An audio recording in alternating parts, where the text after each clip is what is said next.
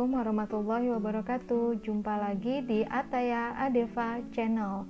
Nah, di video kali ini kami akan sharing informasi nih teman-teman, bagaimana membuat kerangka dokumen mulai dari halaman judul, daftar isi, bab, subbab, sampai dengan daftar pustaka yang terlink otomatis dengan daftar isi.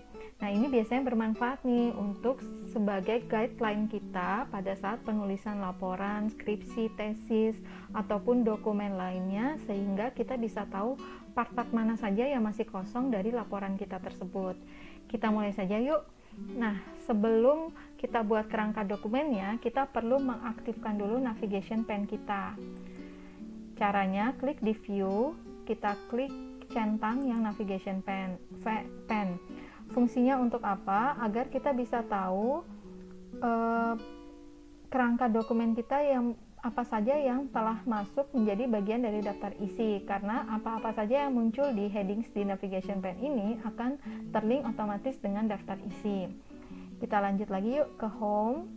Untuk membuat kerangkanya, kita masuk ke multi level list, kita klik, kita pilih yang define new multi level list. Kemudian akan ada tampilan seperti ini. Kita lebih buat yang lebih detail tampilannya, kita pilih more. Nah, klik level to modify-nya. Untuk levelnya kita mulai dari level 1, biasanya itu untuk tampilan bab. Enter formatting phone number-nya kita hapus karena bab biasa menggunakan bab itu biasa menggunakan angka Romawi, sehingga number style for this levelnya kita ganti angka Romawi seperti ini. Kemudian di depan angka 1 ini kita bawa kursor ke depan dan kita isi tulisan bab spasi 1. Follow number width-nya kita ganti nothing. Link level to style-nya kita ganti heading 1. Sudah seperti ini. Sekarang kita lanjut ke level to modify yang kedua untuk membuat subbab. Enter formattingnya, phone number-nya kita hapus. Number style for this levelnya kita pakai angka biasa. Kemudian di depan angka 1 kita kasih titik. Depan titik kita isi include level number from-nya, kita isi level 1. Kita lihat di sini masih angka 1 Romawi, sehingga kita perlu centang legal style numbering-nya, akan muncul angka biasa. Kemudian follow number width-nya kita isi ganti dengan space, sehingga ada jarak. Link level to style-nya kita ganti heading 2, level to show in gallery-nya kita ganti level 2. Nah, sudah seperti ini. Sekarang kita ke level to modify yang ketiga untuk sub dari subbab. Enter formatting phone number-nya, ini kita hapus. Number style for this level-nya kita ganti angka biasa seperti yang heading 2 tadi. Kemudian di depan angka 1 ini kita kasih titik. Kita bawa kursor maju lagi, kemudian include level number from-nya kita ke level 2 yang pertama dulu.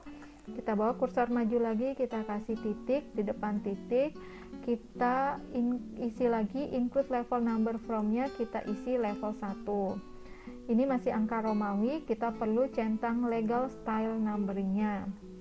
Link level to style-nya kita ganti heading 3, level to show in gallery-nya level 3.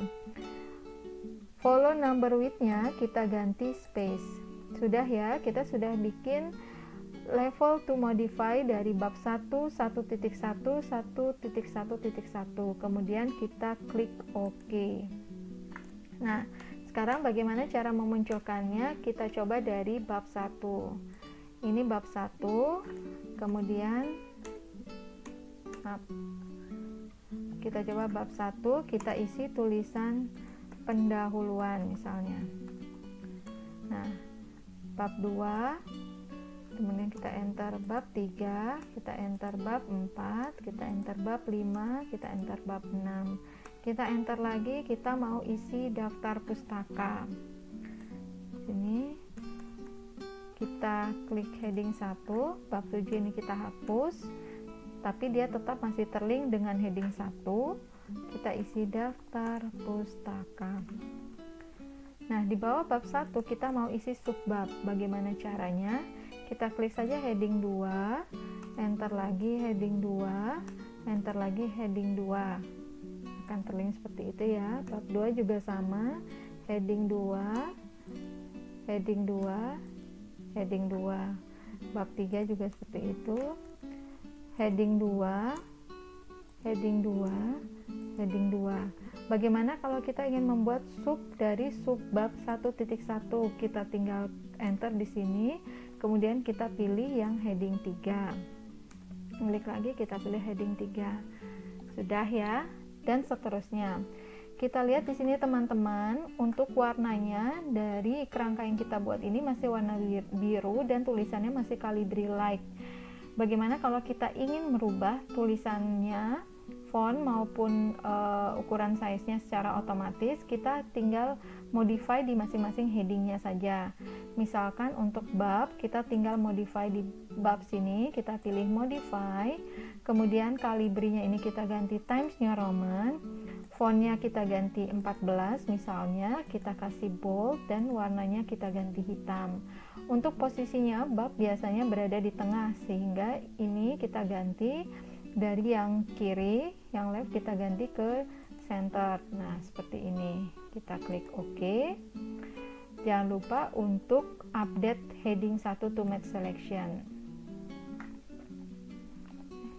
Maaf, sebentar. Nah, di sini kita klik update heading 1 to match selection. Kemudian yang heading 1 sama caranya seperti tadi, kita modify. Kemudian kita ganti ini menjadi Times New Roman. Ukuran fontnya kita ganti 12, kita kasih bold, kita ganti warnanya menjadi hitam. Kita klik OK. Dan jangan lupa kita update. Nah, sekarang yang heading 3 nih teman-teman, sama seperti tadi, mohon maaf dia terlink. Kita klik kanan, modify, kita ganti tulisannya Times New Roman, fontnya udah 12, kita kasih bold dan kita ganti warnanya menjadi hitam. Nah, kita update. Nah, sekarang kita ingin mengisi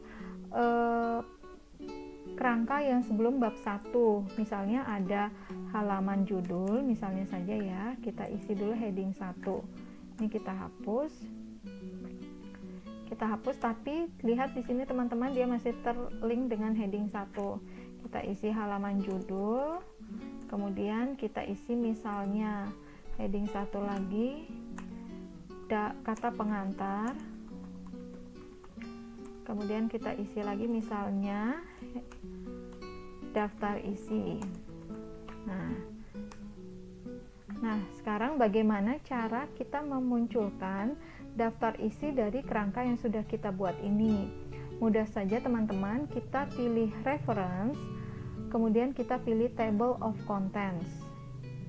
Di sini kita pilih automatic table 1. Nah, seperti ini ya, dia sudah muncul otomatis.